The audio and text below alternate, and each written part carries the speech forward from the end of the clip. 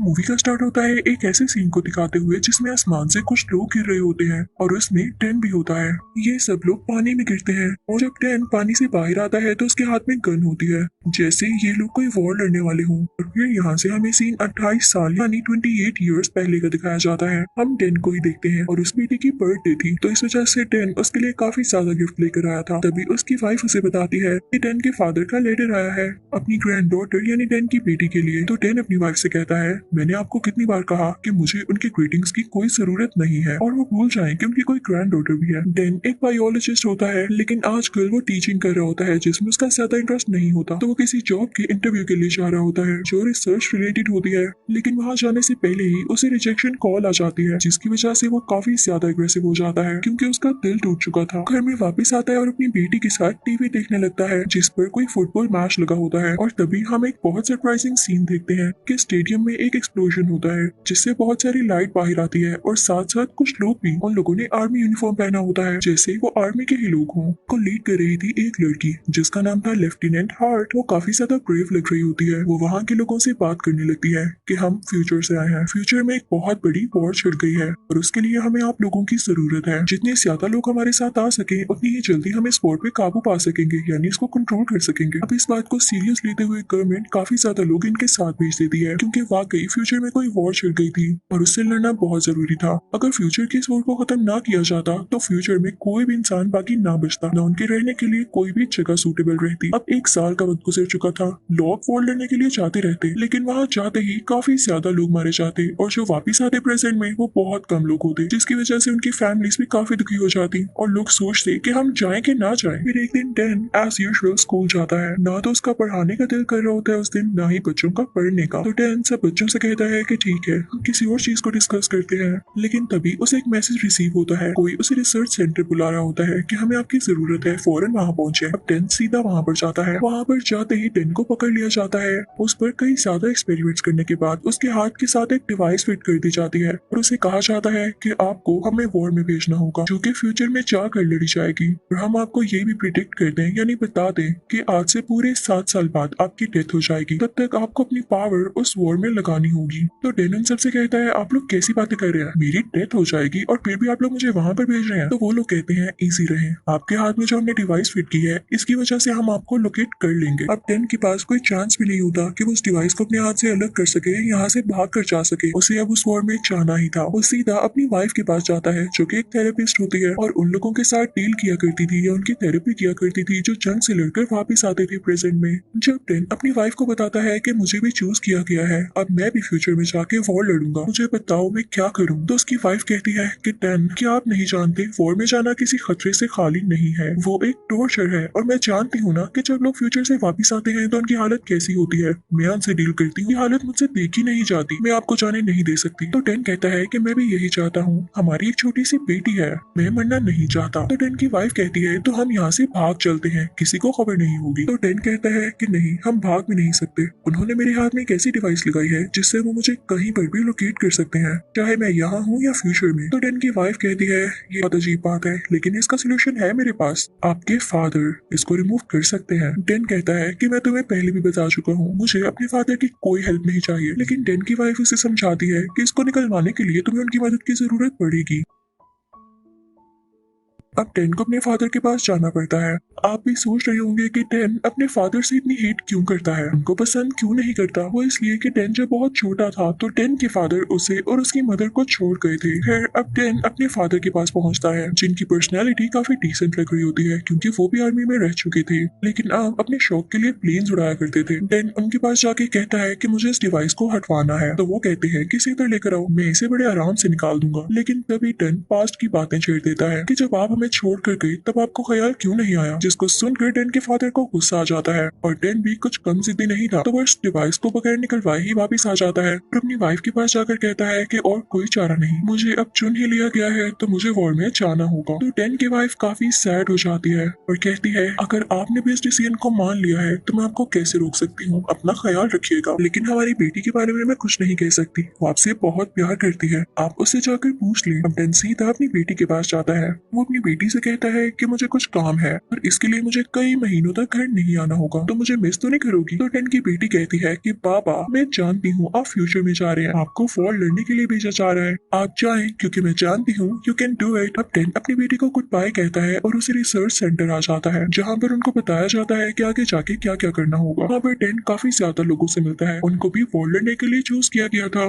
वहाँ पर टेन की दोस्ती एक आदमी से हो जाती है जो उसको बताता है कि क्या तुमने नोट किया, हम सारे लोग एक ही उम्र के हैं। वहीं पर बैठी एक लड़की काफी इंटरेस्टिंग क्वेश्चन पूछती है। वो कहती है कि अगर हमारे पास टाइम मशीन है तो हम उस टाइम में क्यों नहीं जा सकते जब ये वॉर स्टार्ट नहीं हुई थी, और हम जाकर उन लोगों को रोक सकते हैं जो हमारी दुनिया को नुकसान पहुंचाने वाले हैं। अब वहाँ पर बैठा एक आदमी उससे कहता है, हमारे पास जो टाइम मशीन है वो 30 साल बाद ही जा सकती है, उसका एक ही रास्ता है और हम उसको चेंज नहीं कर सकते, वरना हम बहुत बड़ी मुश्किल में पड़ जाएंगे। और यहाँ पर हमें पता चलता है कि जो लोग दुनिया को नुकसान पहुंचाने वाले हैं वो कोई इंसान नहीं है, बल्कि वो काफी वियर्ड एलियंस हैं जो कि इंसानों पर अटैक करते हैं, और इन सबको एलियन से लड़ने के लिए ही भेजा जा रहा है। अब यहाँ पर कुछ दिन इनकी ट्रेनिंग होनी होती है, इसको लेके कुछ लोग एक्साइटेड भी होते हैं और कुछ लोग डरे हुए भी होते हैं। अब रात को टेन और उसका दोस्त बातें कर रहे होते हैं कि तभी अलार्म बजता है, रेड लाइट ब्लिंक होने लगती है। तभी वहाँ पर लेफ्टिनेंट हार्ट आती है और इन सबको बताती है कि बहुत बड़ी अर्जेंसी हो गई है, हम सबको अभी फ्यूचर में जाना होगा, क्योंकि फ्यूचर की दुनिया में हमारी एक ही लैब है जिसमें एक रिसर्च चल रही है कि एलियंस को कैसे मारा जाए, लेकिन उन्हीं एलियंस ने हमारी लैब पर अटैक कर दिया है और हमें जाकर उन्हें रोकना होगा। अब सब लोगों को एक जगह पर इकट्ठा किया जाता है और एक एक करके फ्यूचर में भेजा जाता है। जैसे ये लोग आसमान में पहुंचते हैं तो यहाँ के सिस्टम में कोई खराबी आ जाती है,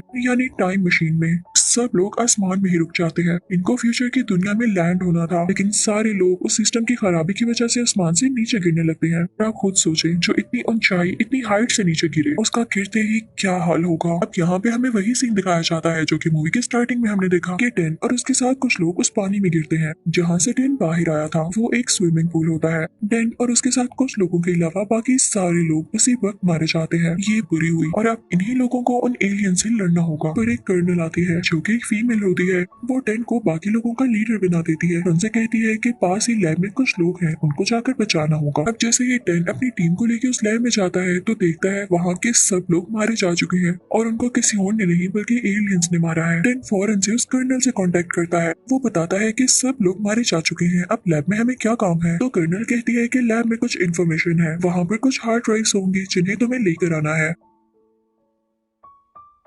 लेकिन टेन जैसे ही आगे बढ़ता है उन हार्ड ड्राइव्स को लेने के लिए तो उससे पहले ही वो एलियंस उस पर अटैक कर देते हैं। लेकिन टेन और उसकी टीम जल्दी से यहाँ से बाहर आ जाते हैं और ये डिसाइड करते हैं कि जहाँ पर एलियंस का पूरा ग्रुप है उस जगह को बॉम्ब से उड़ा दिया जाएगा। अब टेन और दूर भागने लगती है क्योंकि उस बिल्डिंग पर बॉम्ब गिरा दिया जाता है जहाँ पर एलियंस होते हैं। इसकी वजह से एलियंस मारे तो जाते हैं जो कि उस बिल्डिंग में होते हैं, लेकिन बीच में टेन और उसकी टीम के कुछ लोग जख्मी हो जाते हैं। ये सब बेहोश हो चुके होते हैं और जब टेन की आंख खुलती है तो वो एक कैंप में होता है जहाँ पर उसके जख्मों को यानी वाउंड्स को ठीक किया गया था। उसकी टीम में से सिर्फ एक आदमी बचा था, वही उसका दोस्त। वो दोनों काफी उदास हो जाते हैं और बाहर आते हैं। बाहर एक और आदमी बैठा होता है। इनको पता चलता है कि ये फ्यूचर में 3 बार आ चुका है वॉर लड़ने के लिए। अब टेन उस आदमी से उसका नाम पूछता है तो वो अपना नाम डोरियन बताता है। टेन कहता है कि तुम 3 बार फ्यूचर में क्यों आए, क्या तुम्हारी फैमिली नहीं या तुम्हें अपनी जान खोने से डर नहीं लगता? तो डोरियन कहता है कि डर कैसा, मुझे कैंसर है और जल्दी मैं तो वैसे भी मारा जाऊंगा, तो क्यों ना वॉर में मर जाऊं। अब टेन उससे काफी इंस्पायर होता है। अब वहाँ पर वो फीमेल कर्नल टेन को बुलाकर शाबाश देती है कि आपने बहुत अच्छा काम किया है और आप हमारे लिए हार्ड ड्राइव्स को भी सेव करके लाए हैं। तो टेन कहता है कि मुझे तुम्हारी शक्ल जानी पहचानी लग रही है, तुम्हारा नाम क्या है? तो वो फीमेल कर्नल अपना नाम बताती है और कहती है मैं टेन फॉस्टर की बेटी हूँ। यानी ये कोई और नहीं बल्कि टेन की अपनी बेटी थी जो कि फ्यूचर में अब बड़ी हो चुकी थी और कर्नल बन चुकी थी। टेन अपनी बेटी से कहता है I am proud of you, मुझे बहुत खुशी हो रही है। वो अपनी बेटी को प्यार करने के लिए आगे बढ़ता है तो उसकी बेटी कहती है नहीं सॉरी डैड, अब यहाँ पे सिर्फ एक सोल्जर बनकर आए हैं, ये मत सोचिएगा कि आप मेरे फादर हैं तो इसलिए मैंने आपको यहाँ बुलाया। टेन को ऐसे फील होता है जैसे उसकी बेटी का बिहेवियर उसके साथ वैसा ही है जैसा टेन का अपने फादर के साथ है। फिर अब टेन की बेटी यानी कर्नल कहती है कि आप ज्यादा मत सोचें, हमें अगले मिशन पर ध्यान देना होगा। टेन पूछता है कि वो क्या, तो कर्नल बताती है कि हमें वहाँ पर जाना होगा जहाँ पर फीमेल एलियंस अंडे देती हैं। वहाँ से हमें एक फीमेल एलियन को पकड़ कर लाना होगा ताकि हमें सारा कुछ पता चल सके कि ये एलियंस जीते किस पर है और मरेंगे कैसे। अब कर्नल और टेन हेलीकॉप्टर में बैठ के उस जगह जाने लगते हैं। तो रास्ते में कर्नल अपने फादर यानी टेन को बता रही होती है कि देखते ही देखते एलियंस बहुत ज्यादा होते जा रहे हैं और हमें इसको रोकना होगा, वरना जल्द ही ये एलियंस इतने ज्यादा हो जाएंगे कि सब इंसानों को मार डालेंगे और उनको खा भी लेंगे। फाइनली ये लोग वहाँ पर पहुंच जाते हैं। अब कर्नल अपने डैड टेन से कहती है कि आप ऊपर हेलीकॉप्टर में ही रुके, मैं नीचे जाती हूँ और बाकी लोगों की हेल्प करती हूँ उस फीमेल को पकड़ने के लिए। अब ये सब लोग उस फीमेल एलियन को केज में डालने की कोशिश कर रहे होते हैं, लेकिन वो काफी स्ट्रॉन्ग होती है, किसी के हाथ नहीं आ रही होती। इतनी देर में बाकी एलियंस को भी पता चल जाता है और वो इन पर अटैक करने के लिए आगे बढ़ते हैं। तो टेन के दिल को कुछ होता है कि कहीं मेरी बेटी को कुछ ना हो जाए। वो भी फौरन से नीचे उतर जाता है, लेकिन तब तक उन लोगों ने उस फीमेल एलियन को केज में डाल दिया होता है और एक हेलीकॉप्टर के थ्रू से भेज दिया जाता है। लेकिन इससे पहले कि कर्नल और टेन हेलीकॉप्टर में जाते, बाकी के एलियंस दूसरे हेलीकॉप्टर्स को तबाह कर चुके थे। तो अब इनको एक गाड़ी पकड़नी पड़ती है, इसमें ये लोग चलने लगते हैं और एलियंस भी इनके पीछे पीछे होते हैं। अब ये लोग बहुत मुश्किल से एक समंदर के पास आकर रुकते हैं। वो कर्नल कहने लगती है कि जब मैंने आपको कहा था कि आप ऊपर हेलीकॉप्टर में रहिएगा तो आप हेलीकॉप्टर नीचे लाए क्यों? तो टेन कहता है क्योंकि मैं तुमसे बहुत प्यार करता हूँ, मैं तुम्हारी मदद करना चाहता था। तो वो कर्नल कहती है बस रहने दें आप इस प्यार को। तो टेन कहता है क्या हुआ, तुम मुझसे इतनी नफरत क्यों करती हो? तो कर्नल कहती है जैसे आप अपने डैड से करते हैं, याद है जब मैं छोटी थी तो आप मुझे छोड़कर चले गए थे, उसके बाद मामा और आपने सेपरेशन हो गई और उसके कुछ ही साल बाद आपकी डेथ हो गई। मैंने आपके साथ क्या टाइम गुजारा। यहाँ पर वो दोनों काफी इमोशनल हो जाते हैं, लेकिन इस वक्त सिचुएशन काफी खराब होती है तो इन लोगों को अपने अगले मिशन को देखना था। ये लोग सीधा उस लैब की तरफ जाते हैं जहाँ पर उस फीमेल एलियन को कैद किया गया था। अब वहाँ जाते ही वो कर्नल उस फीमेल एलियन का ब्लड सैंपल लेती है ताकि कोई ऐसी चीज तैयार कर सके जिससे इन एलियंस को मारा जा सके। अब वो अपने डैड यानी टेन के पास जाती है और कहती है कि इन एलियंस को मारने के लिए मैं कोई टॉक्सिन बना तो लूं, लेकिन हमारे पास यहाँ इतना स्टॉक नहीं है, तो आपको वापस प्रेजेंट में जाना होगा और जो टॉक्सिन मैं बनाऊं आपको उसकी कॉपीज बनानी होंगी। तब तक यहाँ मैं अपनी रिसर्च कंटिन्यू रखूंगी। तो टेन काफी हैरान होता है और कर्नल यानी अपनी बेटी से पूछता है कि आप मुझे क्यों भेज रही हो? कभी आप कहती हो कि आपको अपने फादर से नफरत है। तो टेन कहती है बस करें डैड, मुझे सबसे ज्यादा ट्रस्ट अपने फादर पर ही है और मैं जानती हूँ आप कर सकते हैं। याद नहीं मैंने आपको पहले भी कहा था यू कैन डू इट। जिसको सुनकर टेन काफी खुश होता है, लेकिन वो अपनी बेटी से कहता है कि मैं तुम्हें यहाँ अकेले छोड़कर कैसे जा सकता हूँ, ट्रस्ट मुझे भी तुम पर है, लेकिन ये एलियंस बहुत खतरनाक है। तो कर्नल कहती है कि मैं भी आपकी बेटी हूँ, मैं इनसे लड़ सकती हूँ। तो टेन कहता है कि ठीक है मैं जाऊंगा, लेकिन जल्दी वापस आ जाऊंगा। वो दोनों उस जगह के लिए निकल जाते हैं जहाँ से टाइम मशीन को यूज करते हुए टेन ने प्रेजेंट में वापस जाना था। लेकिन तभी उस फीमेल एलियन को होश आ जाता है और वो जोर जोर से बोलने लगती है, जिसकी आवाज सुनकर बाकी एलियंस भी वहाँ पर आ जाते हैं और उन दोनों पर अटैक करने की कोशिश करते हैं। तभी एक एलियन उस कर्नल को काफी जख्मी कर देता है। टेन फौरन से अपनी बेटी के पास जाता है और कहता है कि बेटा अब मैं तुम्हें छोड़कर नहीं जाऊंगा। तो कर्नल कहती है कि पापा आपको जाना होगा और उन सब बातों के लिए मुझे माफ कर दें, मैं बस आपसे नाराज थी क्योंकि मैं आपसे बहुत प्यार करती थी, लेकिन अब मुझे पता चल गया है कि अब क्यों गए, मैं आज भी आपसे उतना ही प्यार करती हूँ। इसी के साथ एक एलियन कर्नल को अपनी तरफ खींच लेता है। टेन अपनी बेटी को बचाने के लिए वहाँ जंप लगाता है, लेकिन तभी टाइम मशीन में होने की वजह से वो प्रेजेंट में आकर गिरता है और जब वो होश संभालता है तो काफी ज्यादा उदास होता है क्योंकि उसे डर होता है कि कहीं एलियंस ने उसकी बेटी को मार न दिया हो। वहाँ पर देखता है कि उसका दोस्त भी वही है। तभी वो लेफ्टिनेंट हार्ट से कहता है कि फौरन से इस टॉक्सिन की कॉपीज बनाए, मुझे इसको फ्यूचर में लेकर जाना है, मेरी बेटी मेरा इंतजार कर रही होगी और मैं तो ये भी नहीं जानता कि वो जिंदा है या नहीं, लेकिन उसका ख्वाब था कि वो ये टॉक्सिन उन एलियंस पर यूज करे और उन्हें मार डाले। तो लेफ्टिनेंट कहती है कि नहीं अब हम फ्यूचर में नहीं जा सकते, हमारी टाइम मशीन खराब हो चुकी है। जिसको सुन के टेन काफी उदास हो जाता है। वो सीधा अपने घर जाता है, अपनी वाइफ और बेटी से मिलता है और अपनी बेटी को बहुत प्यार करता है क्योंकि वो जानता था कि उसकी बेटी बड़े होकर कितनी इंटेलिजेंट और ब्रेव गर्ल बनेगी। अपनी वाइफ को सब कुछ बताता है कि हमारी बेटी दुनिया की हीरो बनेगी, यही है वो जिसने एक टॉक्सिन बनाया है जिससे फ्यूचर में एलियंस को मारा जा सकेगा। अब टेन सीधा डोरियन के पास जाता है, वो भी प्रेजेंट में आ चुका होता है। उसके पास एक एलियन का नाखून होता है जिससे उनको पता चल सकता था कि इन एलियंस का ओरिजिन क्या है। टेन सीधा उस नाखून को अपने दोस्त के पास लेकर जाता है जो कि उसको चेक करके बताता है कि इसमें लावा की राख है, लेकिन ये वो सब जानने के लिए काफी नहीं कि इन एलियंस ने सबसे पहले कहाँ पर अटैक किया और ये आए कहाँ से। तभी टेन कहता है कि रुके, मैं जिस क्लास को पढ़ाता हूँ उसमें एक ऐसा लड़का है जो हर वक्त लावा की बातें करता था, क्या पता वो हमें कुछ बता सके। अब ये सारे लोग उस बच्चे यानी स्टूडेंट के पास जाते हैं। वो बताता है कि जिस जगह लावा निकला था उसके कई साल बाद वहाँ पर बर्फबारी शुरू हो गई और इतनी ज्यादा बर्फबारी हुई कि वो लावा और उसकी राख उस बर्फ के नीचे ही दब गई और वो एलियंस भी वहीं कहीं थे जो कि उस बर्फ के नीचे ही रहने लगे। लेकिन फ्यूचर में जब सूरज सूरज की गर्म शुआओं से यानी सन रेज से वो बर्फ पिघलना शुरू हुई तो वो एलियंस भी बाहर आ गए और उन्हें इंसानों पर अटैक करना शुरू कर दिया। वो इंटेलिजेंट बच्चा इनको सारी लोकेशन भी समझाता है। अब इनको ये बात अच्छे से समझ आ चुकी थी। अब टेन अपने साथियों को लेकर स्पेशल फोर्सेस के पास जाता है और कहता है कि हमें उस जगह जाना है ताकि हम उन एलियंस को खत्म कर सके। तो वहाँ का हेड कहता है हरगिज़ नहीं, ये सिचुएशन पहले ही काफी खराब है, मैं तुम्हें कोई भी एक्सपेरिमेंट नहीं करने दे सकता।